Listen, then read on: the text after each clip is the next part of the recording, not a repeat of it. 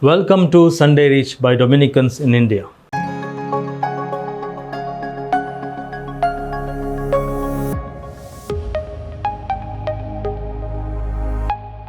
Do you want to be loved by people around you? For this, you need to be gentle and humble. Do you want to be healed of your illness? Again, be humble and be gentle, and you have every possibility of being healed. There is no cure for a proud man's malady. This is what we hear in the first reading from the book of Sirach. In the second reading from the letter to the Hebrews, we hear that in heaven everyone is equal. Everyone is a firstborn. Amazing, isn't it?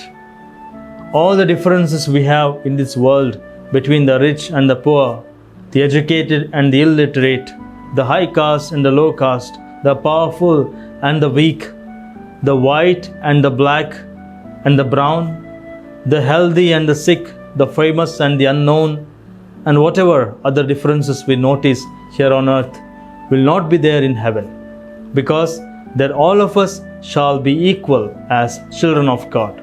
Does this mean that in heaven all the saints will have the same dignity? Perhaps yes, because God does not use any other measure except the full measure. Remember the parable in the Gospel of Matthew chapter 20 of the vineyard workers, each of whom received 1 denarius. Those who were called to work at the 11th hour also got 1 denarius, like those who had worked all day. Unlike the workers in the parable, no saint in heaven is going to grumble or complain that those who did little for the Lord got a full share of the bliss and joy of heaven. In heaven, there is no jealousy, no anger, no comparison. Every saint will, in fact, desire the full happiness of every other saint. If we human beings could think in this way while living here on earth, everyone would be happy.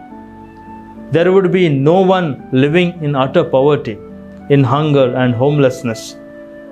No one would grab what belongs to the poor to feed their greed.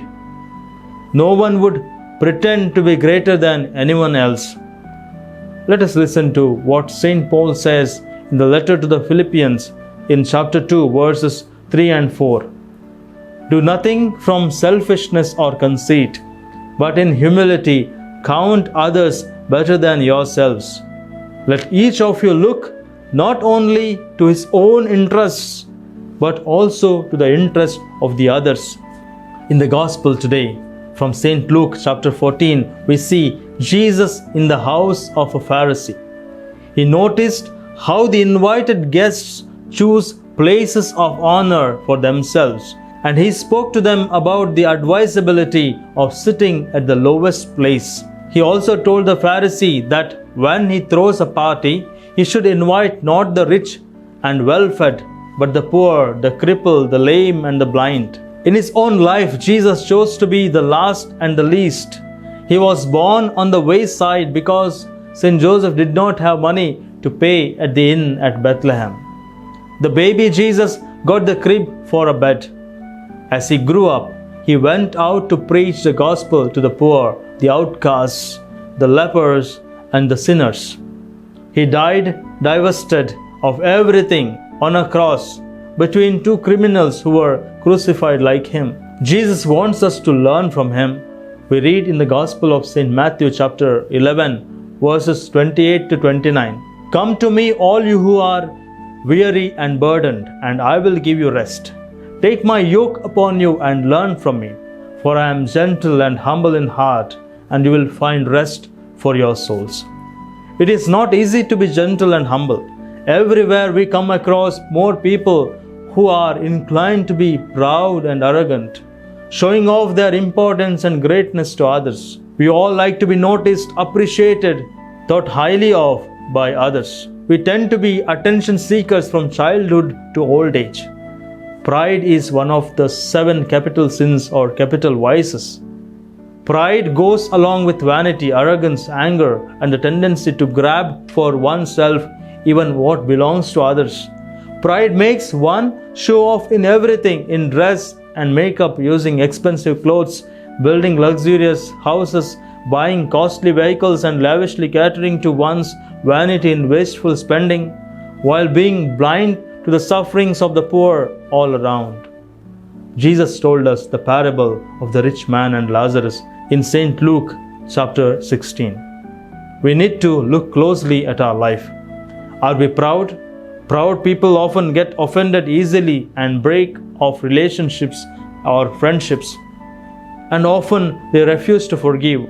Proud people often carry a heavy face, pretending to be weighty personalities, wanting to spread a sense of fear in people whom they consider lower than themselves. They spread a kind of negative energy, negative vibrations, and people feel uncomfortable when they are around. On the other hand, look at Jesus. Look at Mother Mary. Look at the saints. They are humble. They are lowly. They do not put on airs. They welcome everyone. They desire the welfare of everyone. They share what they have with everyone. And in this way, they spread happiness and peace all around. We find Saint Peter advising us in his first letter in chapter 5, verses 6 to 7. Humble yourselves, therefore, under God's mighty hand, that he may lift you up in due time. Cast all your anxiety on him, because he cares for you. Indeed, when we humble ourselves, God lifts us up.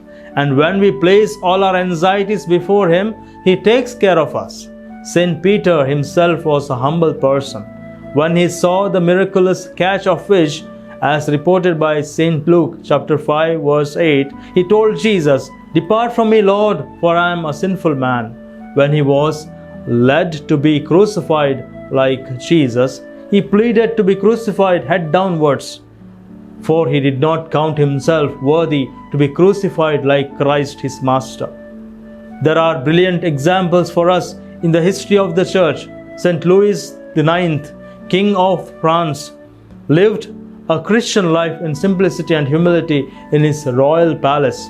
His friend St. Thomas Aquinas chose to enter mendicant Dominican order, much against the wishes of his aristocratic family, who wanted him to be a Benedictine, and perhaps even hoped that he would eventually become the abbot of Monte Cassino, where he was sent to study. However, he preferred to be a poor Dominican. St. Francis Assisi and St. Dominic saw the value of poverty and the danger of wealth. It is not a sin to be rich. When God places wealth in our hands, he is making us his stewards, to humbly take care of the poor, and thus to store our riches in heaven. Unfortunately, most of us think that our wealth is our own and we can do what we want with it.